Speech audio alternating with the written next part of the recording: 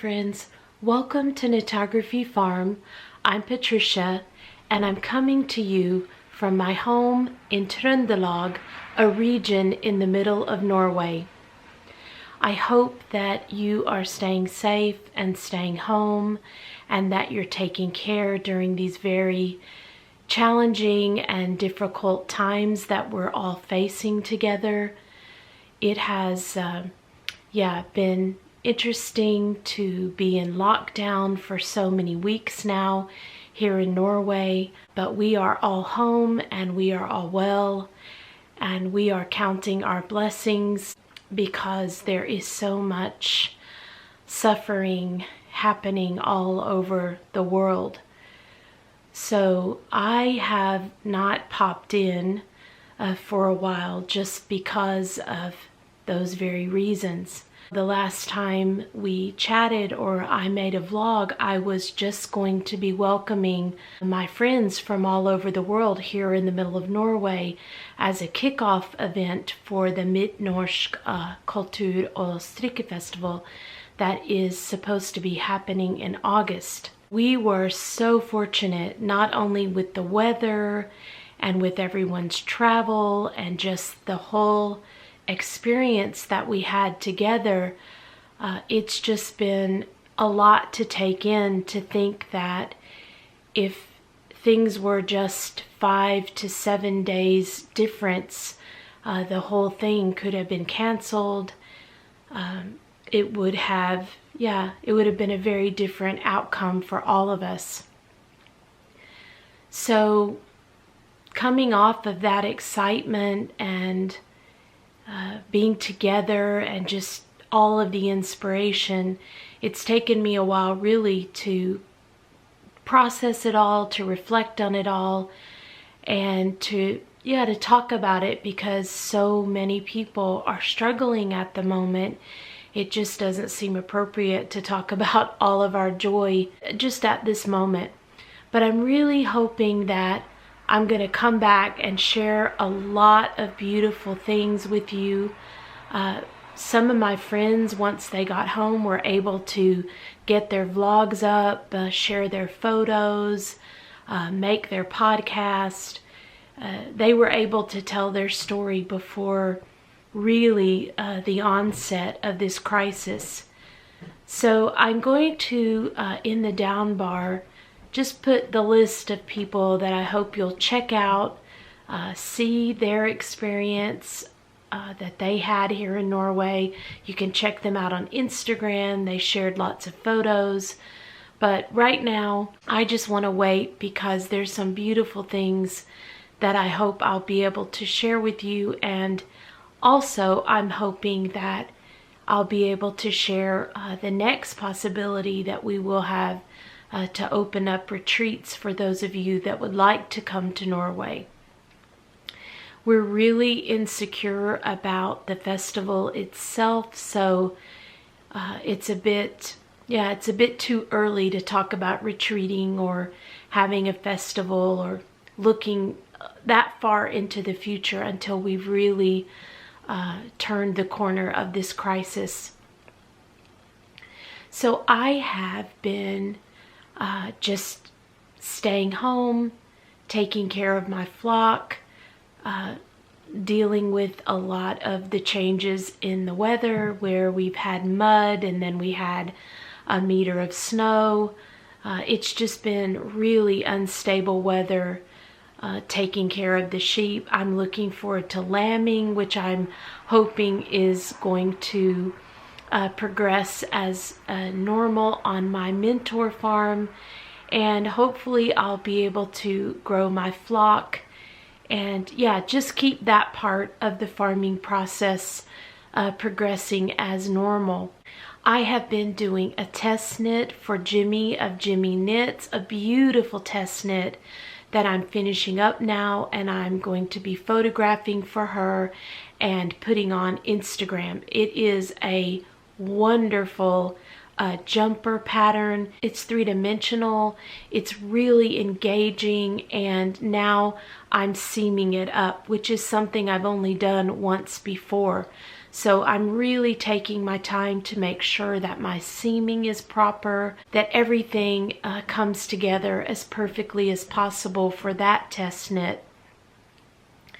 It was such a joy to knit that jumper in pieces. I haven't really knit a jumper in pieces since almost my very first jumper. And I do recommend it for someone that is a beginner because you're working in a small piece before you put the whole project together. And using the mattress stitch to seam up is just, it's a delight to do that technique once again. So I don't have that with me because it's laid out and I'm slowly seaming it together, but I will definitely show that to you on my next vlog, and also will be posting the pictures on Instagram in time for the release of the pattern. Other than that, I want to share my design journey with you. I have been working on a collection of designs for the last year. I've been sketching, I've been swatching, I've been trying to put together this story of me and my little flock between the springtime and the summer. I wanted to tell the authentic story of the journey that I take every day, 3 times a day, into the forest to allow my sheep to graze. The Grå Trondersau sheep are a very unique breed of sheep. Most sheep are released onto the mountain in the forest. Some of them have bells on so that the farmer can check in on them during the summer, but they're released into the mountain to graze and walk the mountain all during the summer months. But the Grå Trondersau is a very funny breed in that they always come home. So I have just made a routine from spring until late autumn that we go into the forest 3 times a day for them to graze, and they come back home.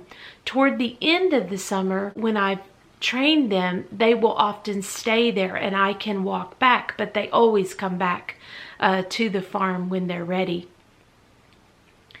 So the journey of leaving the farm and crossing over the creek and taking to the forest path and walking up the mountain. It's a winding pathway and you go deeper and deeper into the forest until you reach the forest glade where there's just this open area among the trees that the sheep graze and they walk. And I often just stay there once they're trained, sitting on this log area, this stump area that's just now covered in moss and the leaves of the blueberry and the wild cranberries.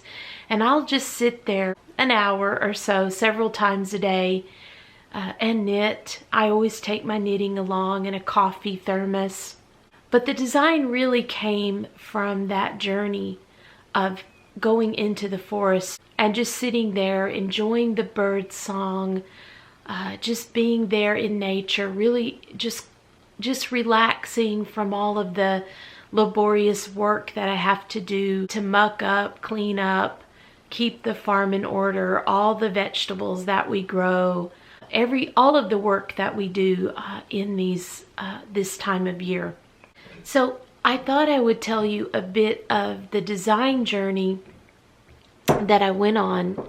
And first of all, once I sketched the designs, did a lot of the math and put it together, I started swatching in about 11 different shades of green. I knew that I wanted to use Norwegian wool.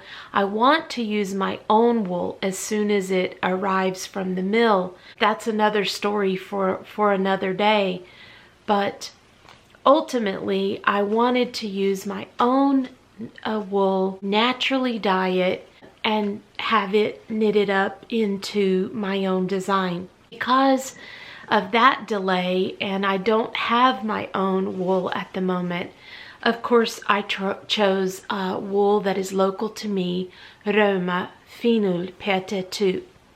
And what I did was I swatched in 11 different shades until I settled on this shade of Roma, which is color number 4130.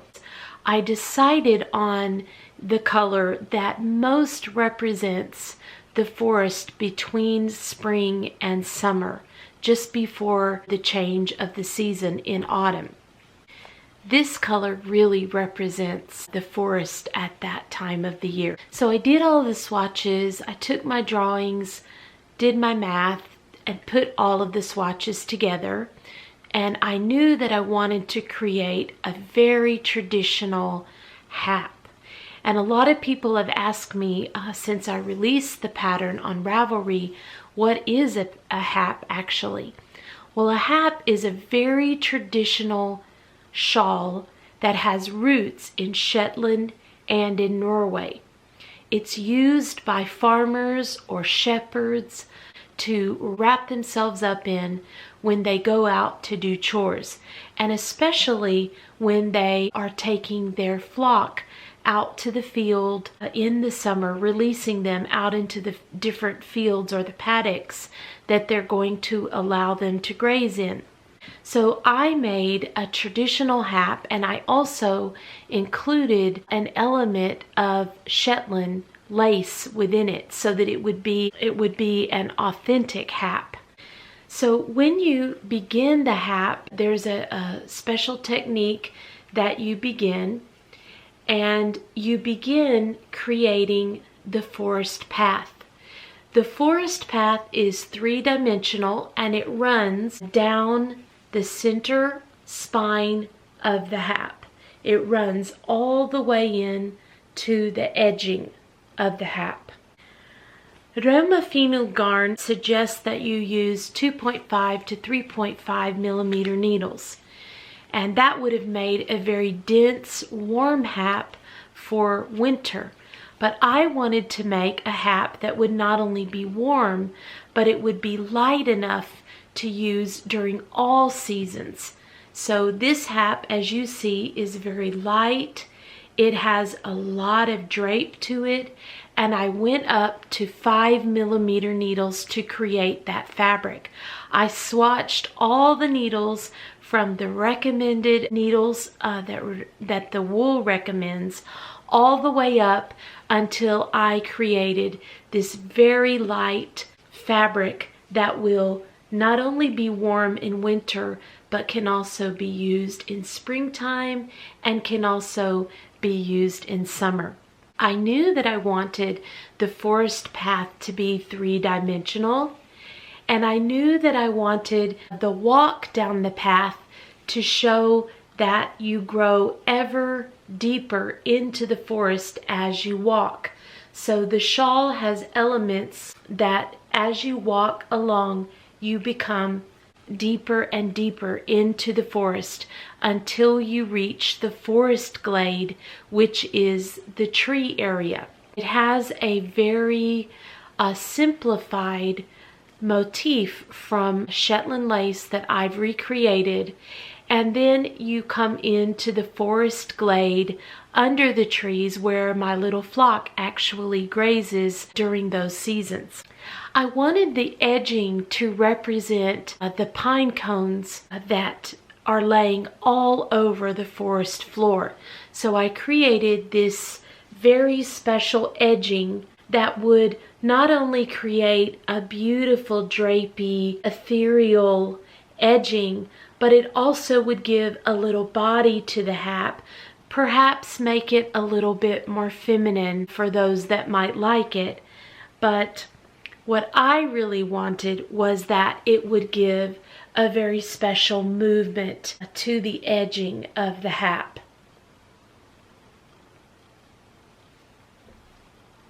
It is a very large hap. The wingspan is 175 centimeters with a 75-76 depth. That is a traditional hap measurement. It would have been a very large piece, so that you could truly wrap yourself up in it.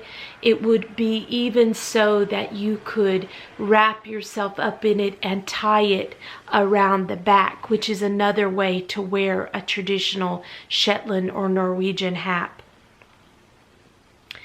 I really feel like I managed to tell the story of going into the forest with my flock and where they would graze amongst the trees, but also create a very useful piece that could be used throughout the seasons. The forest path design is a part of a forest path collection that I've been creating. It will be released one design each month.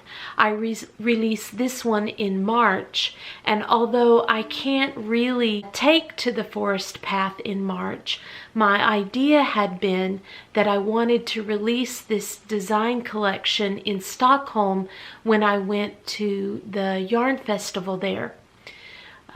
The first yarn festival in Stockholm was to be happening in April.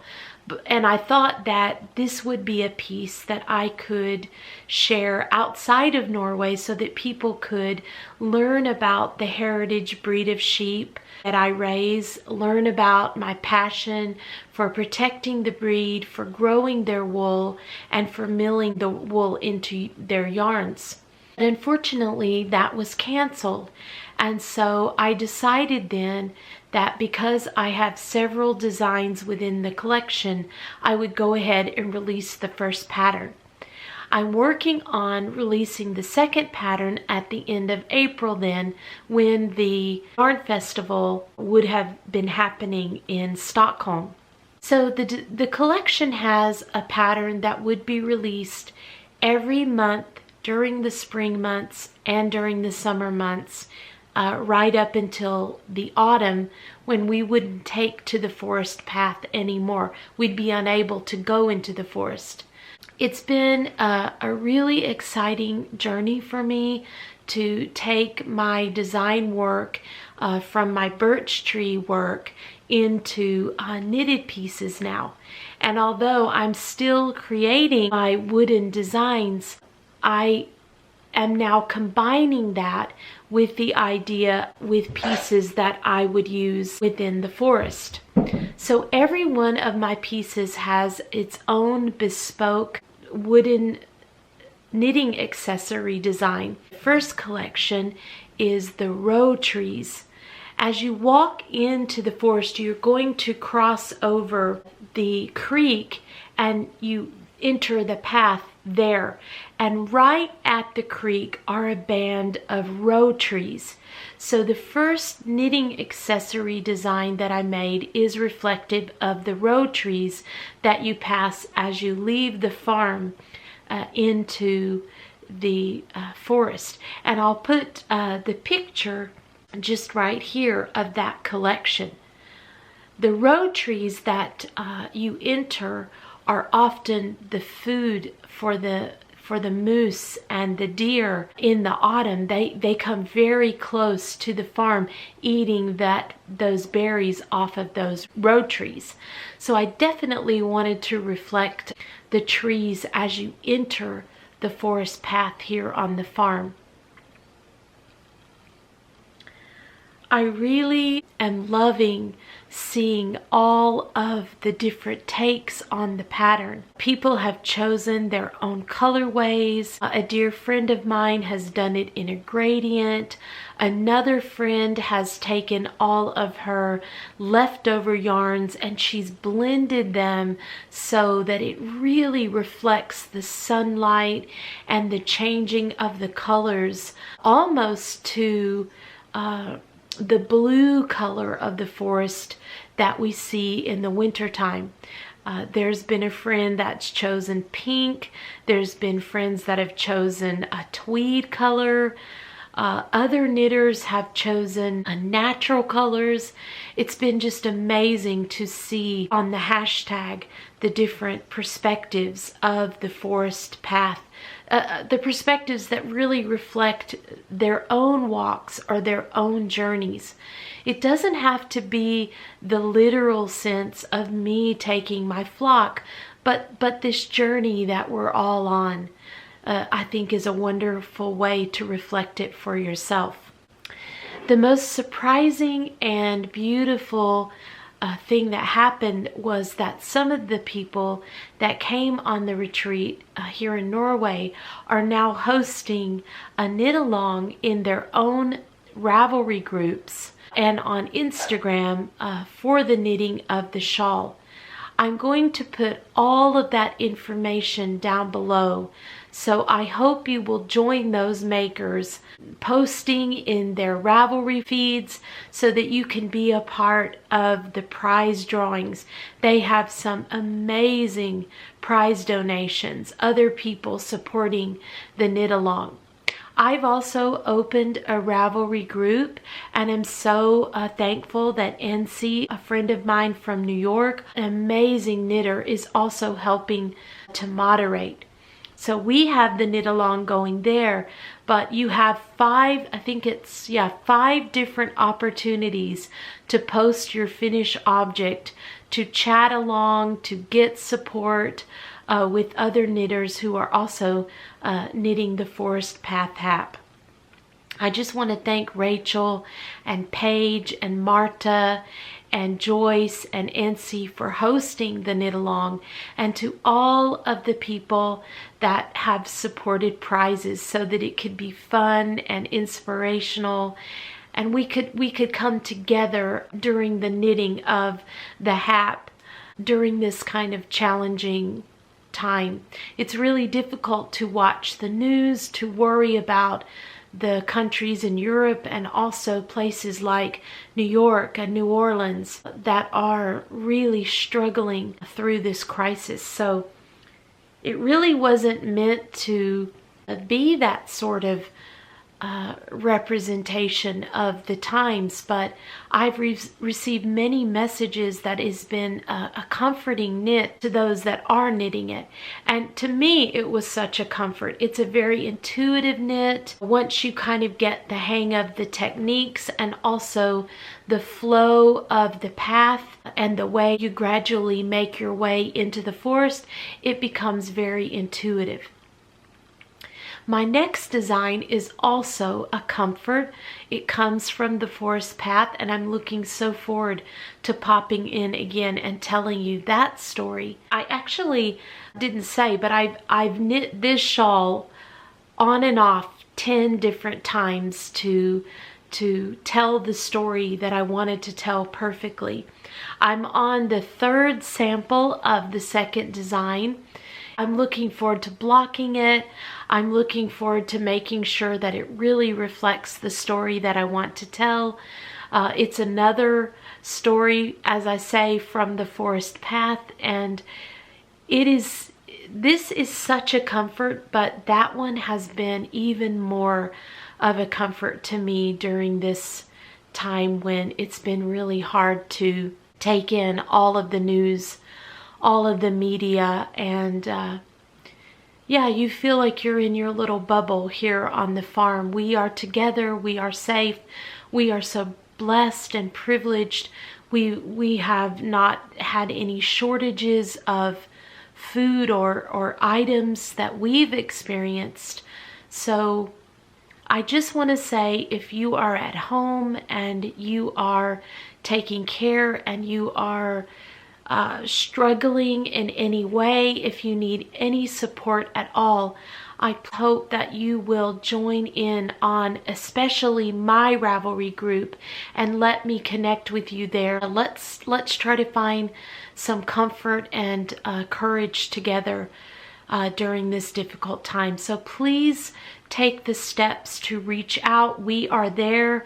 There's many people there. I have to thank my friend Lisa, Saratoga Knitting. She's been there to take photographs of the different techniques and offer her advice and her experience. And Nancy has been there too, to comment, to give support, but please let us support you during this time. I'm going to put all of the information down at the bottom, all of the people that are running the knit-alongs, all of the people on Instagram. I just want to thank you for joining me today, and if you are knitting my hap, I want to say a huge thank you for supporting my work here on the farm.